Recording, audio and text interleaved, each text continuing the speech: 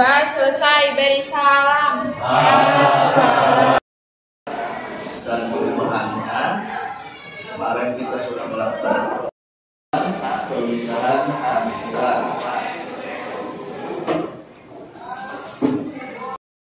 Kita tahu bahwa campuran itu ada campuran yang homogen dan ada campuran yang kan kemarin kita ini air dengan kopi, air dengan susu, air dengan teh.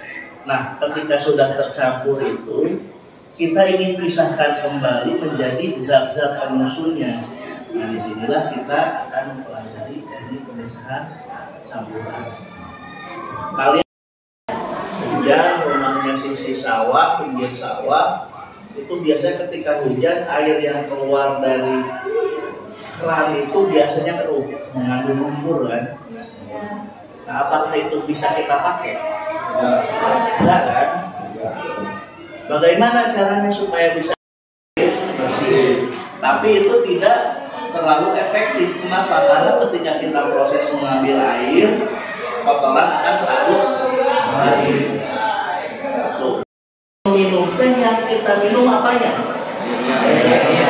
Airnya, air yang sudah ada tehnya. Terutama bagi mereka penikmat teh bubuk. Kan ada teh yang menggunakan teh. Jadi teknik penyaringan itu yang menjadi dasarnya adalah perbedaan partikel satu dengan lainnya. Kalau kita lihat di Starbucks atau di kafe-kafe, itu kopi itu nggak kayak kita. Kopi kita tuh salah satunya. Oke, kita coba lihat video. Bagus.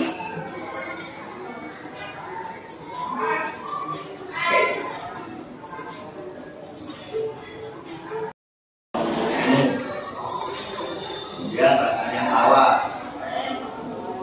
Air yang rasanya aneh ketika dicicipi bisa berkata tidak ini tidak benar, tidak teman gatunya. Ini biasanya yang berada di kawasan industri itu rentan terkena.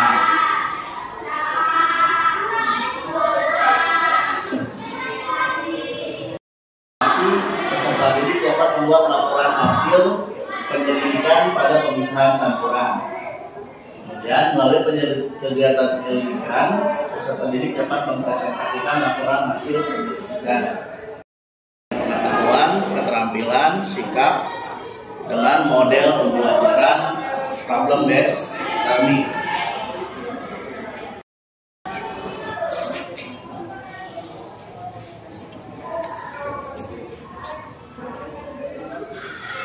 KPD ini yang kelompok.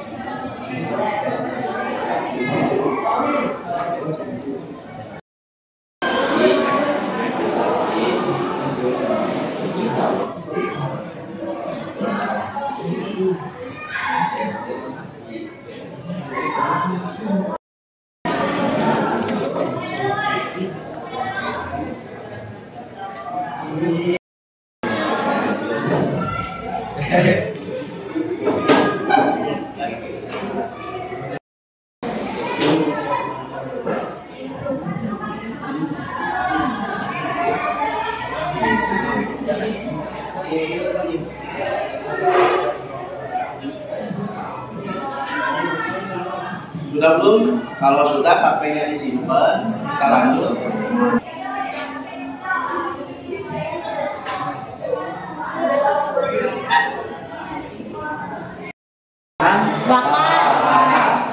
Kalian pakai BBM apa? Pertalite. Pertalite ya. Pertalite sama ketahuan. Oh, mungkin kan pakai solar. Kan dari campuran dari minyak mentah itu terdiri dari beberapa bagian minyak yang lain. Nah, dari sana dilakukan pemisahan. Kemudian di sebelahnya ada pasir yang dicampur dengan kapur halus.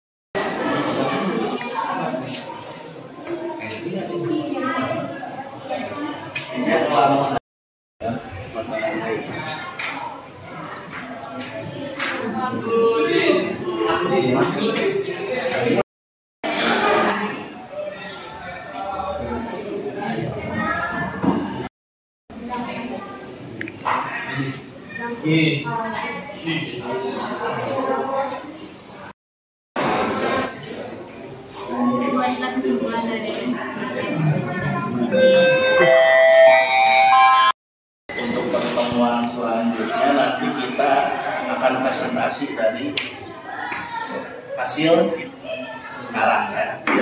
Hasil KPD sekarang nanti kalian buat dalam PowerPoint, kita presentasikan, kita bahas bersama-sama. Campuran ini.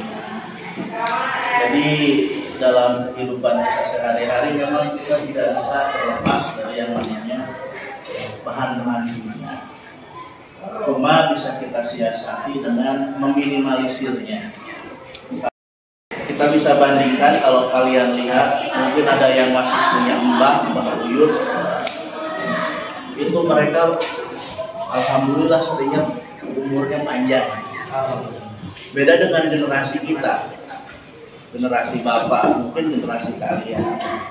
Kadang karena memang konsumsi kita yang banyak sekali bahan-bahan kimia yang masuk ke tubuh kita yang berbahaya. Contoh usia kalian ini kan, bapak sering lihat kalian minumnya jus dan kawan-kawan. Kalian lihat aja di kemasan. Apakah ada di sana komposisinya daun teh, gula? Nggak ada kan? Adanya apa namanya, sukrosa, kemudian monosodium, yang seperti itulah, perasa pemanis.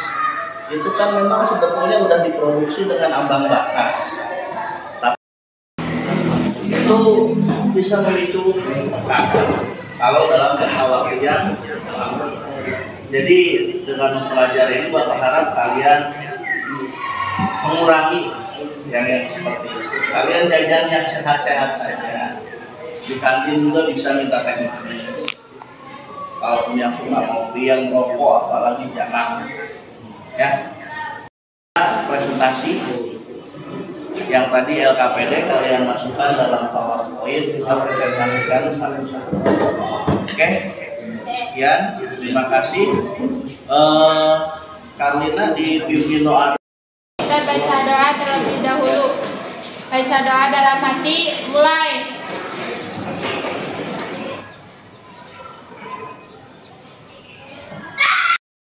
Doa selesai, beri salam. Assalamualaikum warahmatullahi wabarakatuh. Nah, berarti kita siap untuk presentasi.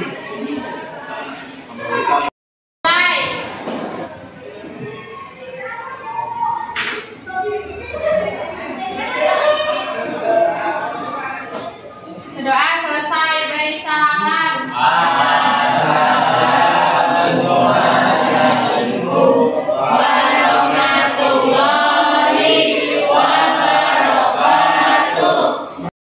Kita tinggal mempresentasikan masing-masing kelompok tugas yang sudah kalian kerjakan kemarin. Perwakilan dari kelompok 2. Saya di sini akan mempresentasikan pemisahan campuran.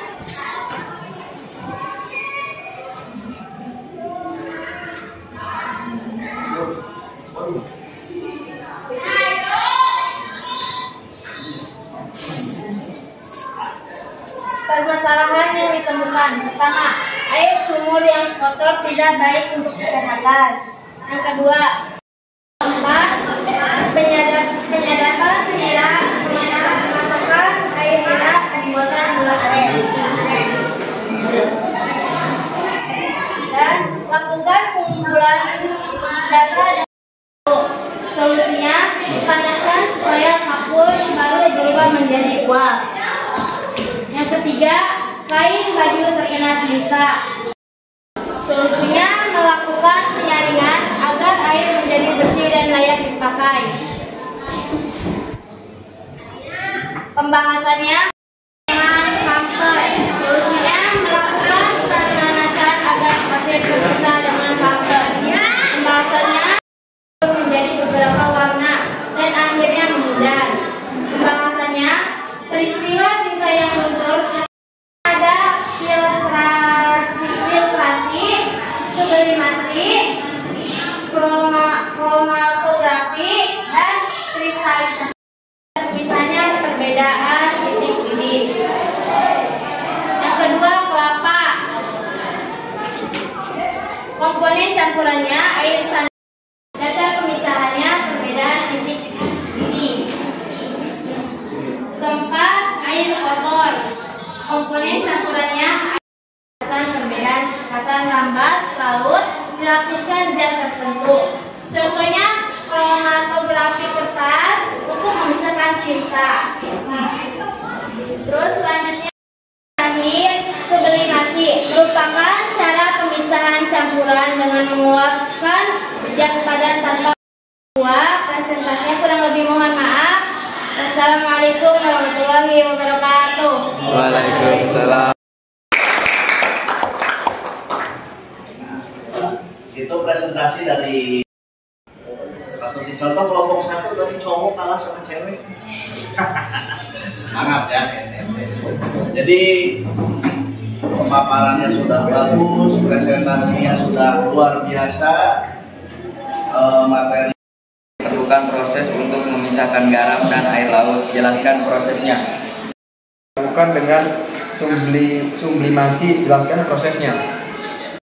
Garam dilakukan dengan kristalisasi, di mana air laut ditampung dalam lahan dengan luas tertentu dan ketinggian tertentu, kemudian memanfaatkan Di daerah pantai, di daerah kalau di sini berarti Ciparange sana ya. Kalau kalian melihat ada, kalau di kita mah sawah seperti sawah gitu. Cuma kalau di sana tuh lahannya itu diisi hanya dengan air laut tanpa apa-apa. Kemudian setelah sekian lama, air lautnya kan otomatis murni yang belum dicampur dengan apa-apa. Itu proses pencampurannya. Kalau kalian mau nyoba juga silahkan. Kalian ambil air laut, kemudian taruh di bak. Cuma kedalamannya jangan terlalu tinggi. Kalian jemur aja entah berapa hari, itu pasti airnya akan habis. Oke, yang kedua tentang sublimasi. Tadi kapur barus dengan pasir ya. Itu sebetulnya percobaan. Jadi ketika kita mencampur pasir dengan kapur barus atau kampernya yang kita haluskan, kita campur, itu akan susah memisahkan kan? Caranya kita panaskan saja. Dan uapnya di atasnya ditaruh piring, dikasih es batu. Kenapa tujuannya? Itu supaya langsung dingin. Jadi ketika uap dari hasil penyubliman terkena suhu dingin, dia akan kembali mengkristal. Jadi itu pemisahan kapur barus dan pasir. Terima kasih kepada kelompok 2, sekali lagi luar biasa hasil presentasinya. Selanjutnya kelompok mana silakan? Nama saya Ramdan, perwakilan dari kelompok 3. Di sini saya akan menjelaskan tentang pemisahan campuran. Permasalahan yang ditemukan di sini kita bisa lihat adalah air sumur yang tercemar, pasir dicampur kapur barus, tetesan tinta terkena kain, penyandapan nira, pemasakan air nira, pembuatan gula aren. Permasalahan yang bisa kita lihat di sini, permasalahan dari sumur yang kotor, solusi lain kain baju terkena tinta, solusinya diberi air supaya tintanya luntur. Membuat gula aren, sadapan air jerat dimasak sampai tebal, terus dicetak dan dianginkan supaya dingin dan keras. Permasalahan dan solusinya air sumur kotor, solusinya melakukan pasir tercampur dengan kamper. Solusinya melakukan pemanasan agar pasir sublimasi. Sublimasi merupakan metode pemisahan campuran yang didasarkan pada campuran yang mana adalah satu komponen dapat menyublim, sedangkan komponen yang lain tidak dapat menyublim. Pembahasannya, peristiwa tinta yang luntur ketika terkena air dinamakan proses kromatografi, memperoleh zat padat yang terlarut dalam suatu larutan. Di sini kita bisa lihat ada metode filtrasi, yaitu menggunakan satu lalu disaring menjadi air yang bersih. Sublimasi di sini seperti campuran kapur dan pasir yang ditandai oleh piring dan sebuah wadah, lalu di atasnya es batu. Kromatografi seperti, dan di sini ada kristalisasi yang kita bisa lihat di sini.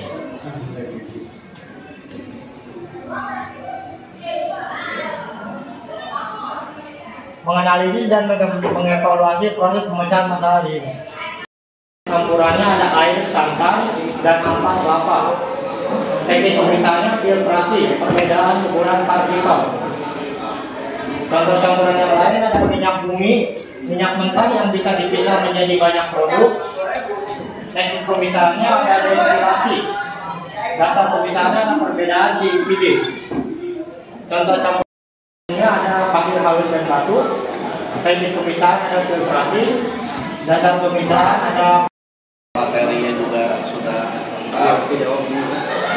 untuk selanjutnya. Silakan kelompok 4 dulu. Dalam akuarium dibutuhkan air yang selalu bersih. Bagaimana caranya? Ada pertalite pertama, solar dan lain-lain. Tapi pada awalnya adalah salah satu jenis ketika ditambah Kelompok 2 ya. Kelompok 4 dulu. Kelompok 4. dilakukan filtrasi menggunakan berbagai macam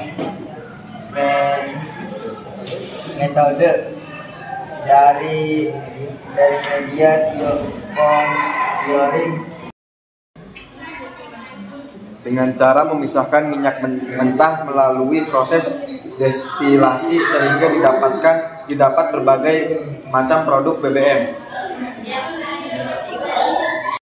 Itu awalnya berupa minyak mentah, kemudian diproses dengan metode penyulingan salah satunya, sehingga dihasilkan produk-produk yang kita nikmati ya, pertalite, pertamax, solar dan lain-lain.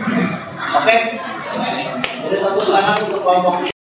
Yang kita temukan ada 4 macam, yaitu air sumur yang kotor, yang kedua kamper yang tercampur pasir, yang ketiga baju terkena tinta, dan yang terakhir penyadapan. Permasalahan dan solusinya. Yang pertama, air sumur yang kotor. Solusinya yaitu melakukan penyaringan agar air menjadi bersih dan layak pakai. Yang kedua, pasir tercampur. Penyaringan merupakan pemisahan campuran yang didasarkan pada perbedaan ukuran partikel dan terlalu sampai mengeras. Pembahasannya, pembuatan gula aren memanfaatkan teknik pemisahan campuran dengan cara kristalisasi dan titik didih. Yang keempat, air kotor. Komponen campuran perbedaan ukuran partikel dan terlarut. Biasanya cara pemisahan campuran ini digunakan. Jelas, materinya udah lengkap. Silakan untuk kelompok lain ada pertanyaan. Kita bisa menyuling atau destilasi untuk memisahkan air laut dan garam. Kita bisa menggunakan jalan tersebut yang dihubungkan dengan pipa di mana air akan menguap. Intinya air laut dimasukkan ke dalam wadah yang tertutup, dihubungkan dengan pipa atau selang ke wadah penampung. Jadi air laut dipanaskan, ketika suhu udah turun dia akan berubah lagi menjadi cair kan, sehingga akan terkumpul air. Oke. Kalau dari sisi penampilan kelompok 2 presentasinya, tapi bukan artinya yang lain cuma masih lebih baik kan kelompok 2. Bapak saya tadi di grup ya, dikerjakan dulu soal kostesnya yang susah ngomong. Jadi kelompok 1 susah ngomong.